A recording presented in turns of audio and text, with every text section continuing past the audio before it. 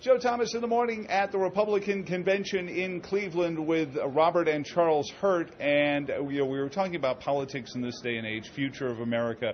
I thought Donald Trump, again, a masterstroke. You talk about how he stole Ted Cruz's outsider mantra. Then when Chris Christie tried to bring up the bankrupt casino, he said, "But Chris, you ought to know how bad the economy is in New Jersey. There are businesses closing everywhere." I mean, the man is brilliant at turning what looked like somebody else's grenade back on them, and we just saw that again with the whole speech blow up regarding was it not plagiarism, where the story came out today that, or I think yesterday morning, that the speechwriter offered to resign. He refused her resignation, said, and this is how the story goes, that he refused the resignation, said, "We all make mistakes, that's how we grow, and you don't run a business without making some mistakes in there." And he's turned around and he's looked like a better, as you said, Robert, coalition builder than he was before. Yeah, the guy's a master marketer, and obviously he's very good at manipulating the media. But if that's an asset. That's not a negative. And more Republicans. And honestly, when you go back to the beginning, one of the things that frustrates me so much about Republicans is that when he clearly so early on showed so much success at what he was doing, Republicans didn't. I mean, some did, but the vast majority of establishment Republicans didn't sit down and say, maybe we could learn from this guy. Instead, they attacked him and they accused him of everything imaginable. They accused him of being a racist. They accused his supporters of being racist. And what ultimately happened is when supporters go through that kind of baptism by fire, they hold on to that. They'll stick with that candidate through anything. And I think that's one of the reasons we've seen those supporters stick with him so tightly. But he really is. That whole episode. The media obviously is going to spend so much time talking about, and this was about the alleged plagiarism with his wife's speech. And this was on a day when we had a police officer in Kansas die from being shot, and more in New York were shot at after being called 911. I mean, it was going on all over the place. I would like to add up how many hours of television time and media time was spent on those cops versus this ridiculous story that, of course, turns out to be the most benign thing in the world, where you had a staffer made an honest mistake, and it didn't matter anyway, because what it was that she was talking, it was typical political pablum, and so it found its way into her speech, and it just goes to show why it is that I think the only people that America hates more than politicians is the media. Well, absolutely. And as Groucho Marx said, I would never want to be a member of any club that would have me as a member. And I think Charles and I agree with that. But you had written very early on, and one of my favorite columns was, "Why aren't we learning from Trump? Why are we fighting him?" And I think they like to call it glibness, but I think the American people, especially younger American people, are picking it up as genuinity. They're picking up this genuine zeal and passion, which they're tying into. Yeah, and the idea that these issues that he brought to the forefront, namely trade and illegal immigration, where you had both parties, Democrats and Republicans, pretty much in lockstep and perfectly out of step with a huge portion of Americans, both Democrats and Republicans, and we are used to hearing this from Democrats, but for Republicans to turn and start using Democratic tactics of calling people racist for wanting to enforce the immigration laws that are on the books. You're racist for wanting to support a wall that both Hillary Clinton and Barack Obama voted to build. That's what Al Gore calls an inconvenient truth, by the way. Highly inconvenient truth. I was really disappointed to see Republicans do that, and of course, obviously he won without those people. And any magnanimity that he shows at this point is just because he doesn't have to.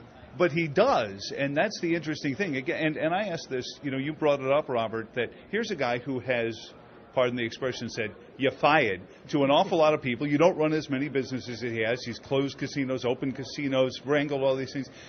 By this point in 1992, we had already heard and met Paula Jones. John Whitehead was on the stage. We had already heard James Carville use his famous, "You throw enough money around a trailer park, something's going to come out," line. So we had already started to hear about Bill Clinton's skeletons in his closet. at this point, you would have thought at least one disgruntled Trump employee would have come out of the woodwork. Does that speak volumes for the way he runs his business, do you think, Robert? Well, I do think this. He probably has had some controversial business deals. He's had some bankruptcies, things like that he'll be criticized for. But this is something that Charles was saying earlier that Mike Pence drilled in on, and that is there's no greater compliment to a person than their fruit, and that is their children. Oh yeah. And when you look at the children that he has, and I've loved listening to interviews with them and talking about how the rules growing up and what he demanded of them and what he expected of them, and then you look at the kind of people they are. I just think that certainly his children reflect well on him. And as it relates to business, listen, I mean, he has run a business. When you break down what this election, I think, is ultimately going to be about, it'll be about trade and immigration and some of and jobs, creation. It will be about those things. But at the heart of it, if he wins, it's going to be because people are so sick and tired of Washington, D.C., both parties go to Washington. It seems they get entrenched. They seem to be working for themselves and themselves only.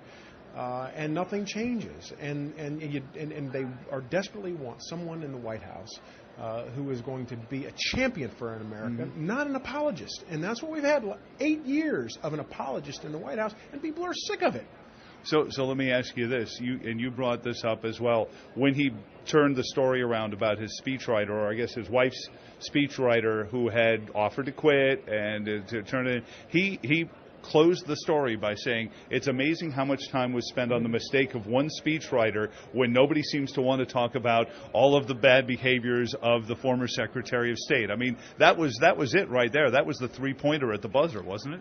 Yeah, I loved it. I mean, obviously, unfortunately, it's still a loss for Trump, because it really did detract from the media attention that should have been focused on, here on the successful speeches and Melania's speech. Yeah, and Melania's speech in and of itself, which of course goes to the heart of this business about how Trump is anti-woman or whatever. Anti-immigrant. His wife is both a woman and an immigrant. And anti-immigrant. And what I think that she proved so valiantly is that not only does he obviously not have a problem with immigrants, but he also he surrounds himself by strong people, but strong women, and he's very comfortable with that, and he can listen to them, because you did not listen to that speech the other night and think anything other than that is one steely, strong woman. Yeah. And that's a great asset for him. But so it's still a negative. But what really drives me crazy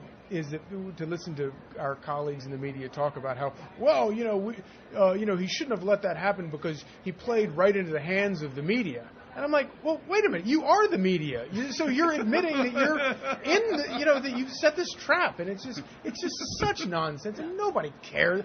Nobody cares about it. And at one point, I was watching the TV, and there was somebody from, I think, CNN, some great reporter from the New York Times up there talking about how the real troubling aspect of the response to the Melania Gate was the line where they said that she had taken inspiration from Michelle Obama's speech, and how this was going to really upset Republicans. I was like, what planet are you from? You need to get out of the office, buddy. I mean, it's just so... Yeah, there's a real lack of sunshine in some of these newsrooms. Guys, and by the way, if we find a cable show all of a sudden showing up on, like, Fox News called the Politics Brothers, I want a cut. But Charles Hurt, Washington Times, and also, do you blog under your own name or just look you up on the Washington Times? Washington Times is good. And Robert Hurt, I know you'll be looking for work, so right. You'll be the one I'm going to when the Politics Brothers hit the air. Right on. It's awesome to be with you, as always, Joe. Thank you. And we'll be right back on Joe Thomas in the Morning.